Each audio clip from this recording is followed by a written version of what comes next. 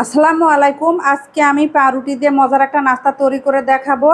এখানে তার জন্য আমি নিয়েছি মালাই। দুধটা আমি ঘন করে জাল করে মালাইটা তৈরি করেছি বাসায়। এটা একটু নেড়ে নিতে হবে। এরপরে পাউরুটি নিয়েছি। পাউরুটিটা ধার দিয়ে কাটলেও হবে, কিন্তু আমি কাটবো না, পুরোটা নিয়েছি। আর নিয়েছি চিনি। চিনিটা উপরে দিতে হবে এভাবে দিয়ে। এরপরে এখানে মালাই দিতে হবে।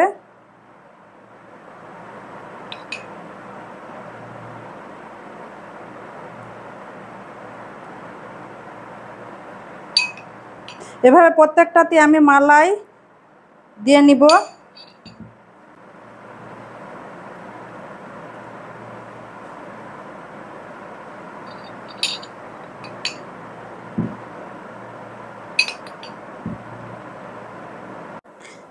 এটা এখন নর্মাল ফ্রিজে আমি 1 ঘন্টার জন্য রাখবো, এবং যখন খাবো তখন বের করতে হবে। এই পাউরুটি এবং মালাইয়ের রেসিপিটা আপনাদের কাছে কেমন লেগেছে কমেন্ট বক্সে জানাবেন।